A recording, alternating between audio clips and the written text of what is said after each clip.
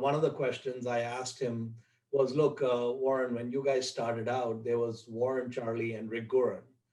There were three of you. And in fact, like when they had done the Seas deal and blue chip stamps, etc., Rick Gurin was pretty prominent. And then later, it was just Warren and Charlie. So I said, I haven't seen anything in the public domain about Rick since the 1970s. And so, where is Rick? How is Rick? Are you in touch with Rick, etc. Right? So he says, yeah. Rick and I are in touch, and we play bridge all the time.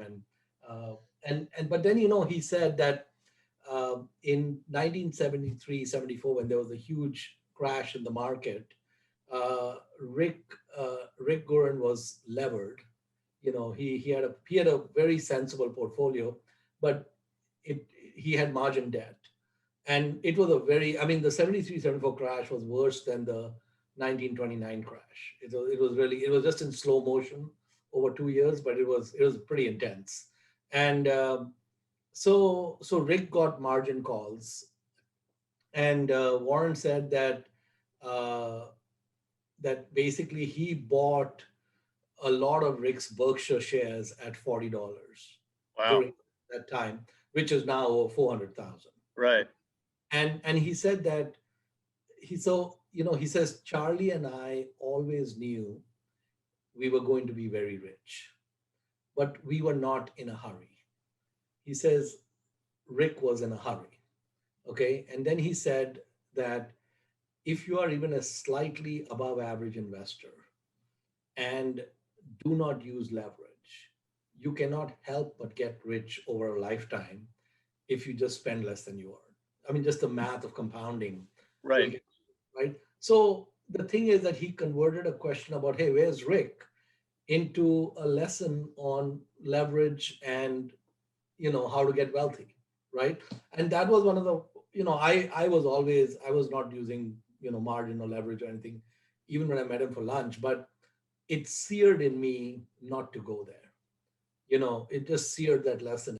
Another time we were talking about this concept of inner scorecard and outer scorecard, right? So he says, would you rather be the greatest lover in the world but known as the worst, or would you be the worst lover in the world but known as the greatest? And he said, if you know how to answer that question, life is going to be pretty easy. So Warren has a very intense focus on inner scorecard.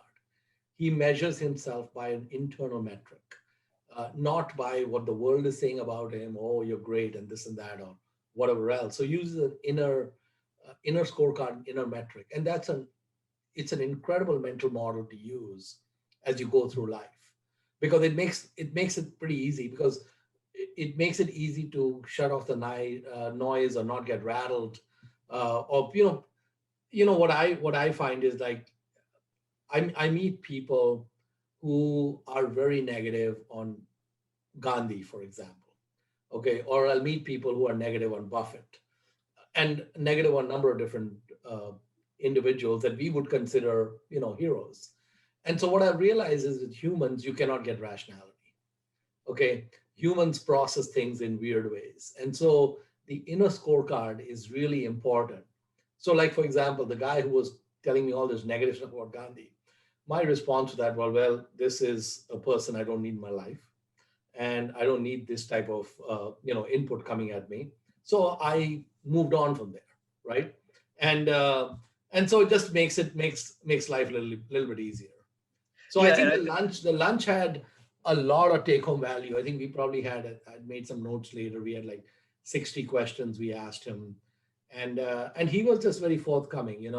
Like I asked him, Mr. Buffett, who would you like to have lunch with, living or dead? Okay, he said, I really want to have lunch with Sophia Loren. Okay, and he's been a big Sophia Loren fan for a long time. Yeah. Okay, and then he says, no, no, no, scratch that. Actually, what I want to do is I want to meet Newton for lunch. Okay, I said, why do you want to meet Newton for lunch? He said, well, Franklin was the wisest, but Newton was the smartest, right? And he said, obviously, Franklin with the wisdom, trumped Newton, and Newton got taken out with the South Sea bubble, in the big bubble that they had in the 17th century. And so he said, it'd be interesting for me to understand how a mind that creates calculus, it gets, swayed away and loses all his money on this stupid bubble that's going on and can't see it.